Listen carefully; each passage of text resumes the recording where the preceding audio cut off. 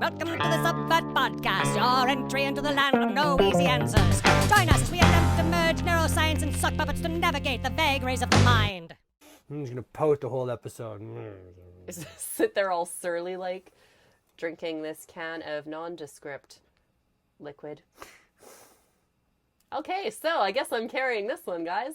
Welcome to the Subvert Podcast. I'm going to overcompensate for Aaron's surliness by being overly cheery, and we'll see how long it takes to annoy him more. What a beautiful I can do this all day. I know you can. I can absolutely, right? Like Surly, I live in Surly. It's cool. So once again, I'm Kristen Ramore. This is Aaron Stewart. Hi. And you are here in the land of no easy answers at the Subvert Podcast. And what are we talking about today? I think we... Yeah, I believe the tag title line thing God, we're eloquent. was the unnatural nature of natural. See, that's eloquent. There we go. Perfect. Yeah. So this basically stemmed from a message that I had sent to Aaron about having some time in between. We basically recorded a few episodes that ended up being absolute garbage, audio-wise. Yeah, I was going to say, not because of the theme or what we were talking, the content of what we were talking about. It was the technical difficulties. Yes, technical difficulties made them unusable. And so I had suggested we take some time before re-recording those particular topics because it might be a little bit too clouded and it might seem a little bit too contrived having to re-record what we've already talked about. So the term I used was, let's take some time so that when we go back to it, it will be natural. And Aaron's response to it was, is natural even natural anymore? Like, what does this term mean? So... Well, what I actually said was, is anything that we are doing here natural? Oh, Most of this kind of unnatural. I mean, we've got sock puppets, man. Sock puppets! I can't believe it. And you like the sock puppets. Who knew? There's so many of you. Just been like sock puppets. Yay. It's great.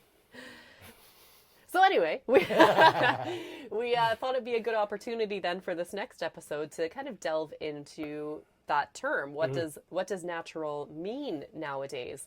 And it's really been taken in a lot of different directions, in my opinion. It's really become a marketing spin thing Yeah. versus anything that actually means anything anymore. And that's kind of my issue with the whole thing lately is just like, what is natural? I mean, if it's not a fruit or a vegetable. Yeah. I mean, But even in that case, depending on how it's grown and what it's and sprayed with and whatever else, yeah. is that even natural anymore, right?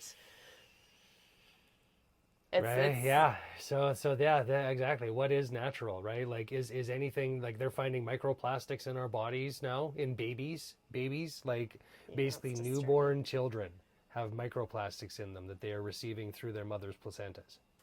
You have plastics going into your bodies that you're not, there's forever chemicals, there's all sorts of different things that this world has produced for us that is going into our bodies, and you don't know and aren't aware and probably would not want it there were you to know. Well, and you can't even really avoid it, and that's what's quite scary to me, right? So even if you are living, we'll say, the natural lifestyle, in the actual definition of it, it's still literally the air that we're breathing, the water that we're bathing in. If you're growing your own fruits and vegetables, that's great, but the soil, right, that has absorbed everything from the air and the water around it. There's literally, I don't think, any place on this planet anymore that you can escape everything that we've done to it. They've found them underneath the Arctic ice, I believe. Well, how did it get up there? That is a good question, right? But just, it's everywhere. And unfortunately, the problem is that we've now produced so much of it that even were we to stop producing it, it's still just going to be a nightmare. For I mean, everyone once humans are long dead and gone, which will probably be sooner than we think at this rate, right? Like the amount of plastics and things that we have made are going to be around for millions of years after we've left. Yeah, right? And they've discovered microbes and animals that are now living in the plastic and living off of the plastic, but... Oh, good. Well, that's nice. We've created new species, so we're helping the planet then, right? Yes. Right? Well, we're evolving the planet. Yeah. It's what we're evolving the planet into that's Yeah. kind of a question mark at this point. And that's actually been one of the things that they've noted is that, we're past the point of, humans being at the mercy of nature. We are now making these changes to nature. And so the anthropomorphic, or what do they call the age we live in? The I don't know the answer to that there's question. a name for the human era essentially, and just plastics is going to be one of those things that's going to the radiation is going to be another one of our hallmark things, right? Like even just the nuclear testing that they did. It's just the back in age the that day is fucked still- everything up. That's the age. Well, and again, it's been fun. So I really and the idea that this is the end, I mean, I don't know if that's like, I mean, we've always kind of been on the edge of destruction, right? And I really hope That's that we can work this through, right? I think that's a good point to be made as well. It's, we've always throughout history, there's so much recorded of this is the end, right? This is what's going to kill the world. And yet we keep on plugging 2000, I tell you, all the computers are going to roll over. The nuclear bombs are just going to fly into the sky because they don't know what's going on. It's going to be chaos. through. It's all unknown, and we don't do well with the unknown. 2012, I tell you, that's the one. 2012, that definitely. The Mayans, they knew. Hey, there is a theory that we did actually all die in 2012. It would make sense. That would, yeah, And just absolutely. the one I was reading, we did actually die, and we were just projected into another realm of consciousness. Seamlessly, right? I mean, well, Well, why maybe. 2012? Why I don't 2012? I mean, Anything's possible, I suppose. yeah. But kind of the question that I wanted to then bring up is, in light of this, in light of we evolve and we still happen to survive, should the term natural be a fluid term then? Right? Are we just looking at it in terms of this is what we believe it should be, or can we redefine it? As we talk about a lot on this show, it's letting go of what we believe to have been truth and to maybe allow that to transform a bit. Mm-hmm. Do you think it's possible with this word, or do you think absolutely, that, right? yeah? Just like all words, right? Like we are in control of the words, and that's the funny part about a lot of this is that, these things evolve and change as we go. So the marketing has taken over now, but eventually we'll get back to the point where, people will see through the marketing and will recognize God, I hope what is actually natural, what is actually, good for you, Yeah. And I mean, a lot of natural things aren't good for you. So that doesn't necessarily, natural doesn't necessarily mean it's the best thing for you. Yeah. Right. And again, like that's just, we have to get past this idea of the marketing end of things that tells you what you want and what you should have and what everybody else has. So you definitely need that too, don't you? Yeah. And get to this idea of wait, who you are and resisting these impulses they're trying to foist upon you, you know. Really find what makes you happy, and if that's a natural thing, then cool. But I would suggest, if they have to put natural in bright bold letters on the top of it, there's probably something unnatural, right? And then the One way or ingredient list another. is, yeah, 4 pages long. yeah, made with all natural ingredients. Well, all naturally what? Well, and also the idea that natural can actually mean anything, Yeah. because it just means that it was created, it existed on this earth, right? So everything's natural. Just the fact that we blended and put it together in this way and then made this reaction, still arguably, I suppose, natural. And you can do all sorts of unnatural things to natural ingredients. I mean, yeah. really, don't do that. Quit doing that. It's not supposed to be up there. It's not. It's just not. I mean, Well, how else do you discover new things? the texture is just amazing. I don't want to know anymore. I really don't. Anywho. What were we talking about? Well, yeah, we'll kind of see, I guess, where we end up. You brought up something earlier that I kind of wanted to go back to, which was us controlling nature versus nature controlling us.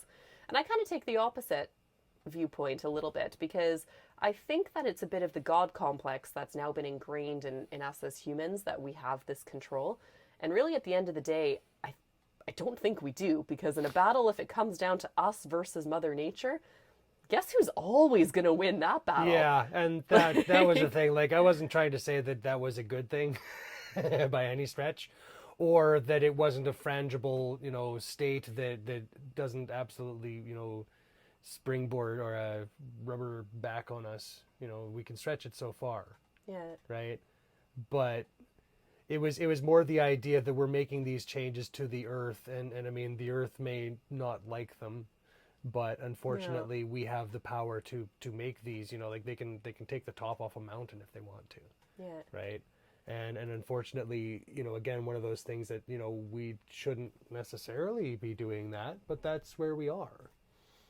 Just because you can doesn't mean you should. That is one of the key points of our podcast, as a matter of fact, right? Like, just because you can do something doesn't mean that you really should, right? And in a lot of cases, we really need to start, really taking that stance of, is this really, just because this is something that we have done for hundreds of years, like, I don't really give too much of a fuck about that, unfortunately, at this point, right? Like, because a lot of that stuff is what's holding us back, these institutions, this dogma that this is the way we've always done it, Yeah. and I just go, well, that's nice. And now we have better tools. Now we have different means of doing things, right? We're in a different place now than we were. And the idea that we're still clinging to these old traditions, these old ways, as if they were the best thing that ever happened. Yeah. Right? I mean, just look at where we are now, right? I mean, things are so much better than they were, And the idea that we need to cling on to these old things, I just don't know if that's, I mean, yeah, we should definitely keep some of them around in museums so that we can look at them and say, was that helpful for us? Sometimes we can pull them out of the museums, make new versions of them, and absolutely. update and reuse as necessary. But a lot of that stuff, a lot of this archaic stuff that we carry around in the back of this puppet that's talking to us in old-timey robes, speaking to us from the Middle Ages. I mean, I don't know if that really applies to where we are right now. Sorry. I mean, and parts of it may, but, the problem here is that if we're picking and choosing, like they what they thought was natural back in the day is completely different than what we have here. Yeah. And so the idea that they had things figured out to the best of what they had for technology and knowledge and all of that, sure, absolutely. And we're doing the best we have with our technology and knowledge. And that is here, not there. And the idea that we're still using that. Oh no, he disturbed the sun. The sun is just free floating, so we have to be very careful about the sun. He's playing God again. Hovers here. For the last time, you don't control the sun. Strings. No strings. It's just leave it alone. I have to stop it. Otherwise why can't you just sit still? I don't ask much of you. I am an animated kind of person. Just for half an hour every week, I just ask you. That has been, unfortunately, always been my natural state. Is that, hey, what's that over there? Hey, what's that over here? Hey, what's this? Hey, let's do that. Ooh, right? piece of candy. Exactly. Ooh, piece of candy. Ooh, shiny. Ooh, shiny. And I just thought that's how everybody was. Now I'm finding out that nope, that's not how they, no, everyone else sits around here and you get to just be like, yeah, we're doing stuff. Cool. Right? Who knew? And so is it natural for me to not take that? Yeah. Right? Is it natural for this to be me? This anxious, right? Like, can't focus on things for, like, is this who I'm supposed to be? Or would taking those pills make me into a more natural me? Who knows? Well, again, it's the term natural. It's all relative. Because I argue that we are all, we're all so different, right? Like, there is no one way of being. And yet we try are like to exactly the same. We're pretty Can't much you the tell? same person. It's the yeah. same. It's hard to tell us apart sometimes. Absolutely. And that's why I had to grow the beard. Really, realistically. Otherwise, without the beard, we just look exactly the same. Yeah, people were stopping, calling him Kristen all the time. Yeah, it's tough. But we do have a tendency to try and slot people into these little categories, into these boxes. And I don't think that that's helpful at all. I think that we need to be encouraging people's individuality. And I get it, for diagnostic purposes and for our own brains, that's why we do it. It's easier to group things together for sure, right? But it kind of becomes a bit dangerous for the individual when now you feel outside of the box, you feel outside of the group, and you then start to think maybe something's wrong with me, and people are now peddling pills at you, and oh, if you just take this magic pill, then you'll be like everybody else. Don't you want to fit in? Don't you want to be like all of your friends and co-workers and everyone else on the street? And don't you want to be able to sit still for 5 minutes without having to be just But then, I mean, in doing that, maybe it would be helpful, but maybe it wouldn't. Maybe you'd be missing out then on this whole other side of life that you just happen to experience differently than I do, or than anyone else does, because we all live our life through a different perception, different experience. So again, coming back to that term normal or natural, what does it actually mean? And that's kind of the thing is like you said, it's one of those definitions that changes as you go. There's no right. I mean, I'm sure the dictionary has a definition for it. Yeah. But I also think that it's one of those words that we can use as we see fit, and again, kind of try to see through the marketing of it, right? Yeah. If they're trying to tell you just how natural something is, just take a look at the ingredients. Like she said, if it's got a list of ingredients and half of them you can't pronounce, then right, like just because it started from natural ingredients doesn't really mean that they were everything did something very, very unnatural to it. And again, quit that. So once again, I mean, there's absolutely no easy answer to any of these conversations and to this particular topic, but let us know what you think about it. Comment in the comments below, send us thoughts, emails, you name it, snail mail if you still roll that way. That would be cool. Just don't forget to hit subscribe wherever you're following. We're everywhere. Follow us at the Subvert Pod, Facebook, Twitter, Instagram, Patreon, TikTok, Patreon. Yeah, pretty much anywhere. Yeah. Any comments, send them our way. We are looking forward to engaging more with you. Absolutely. Yeah. Thanks for being part of the conversation. Absolutely. Have a great day. See you next time. Bye-bye.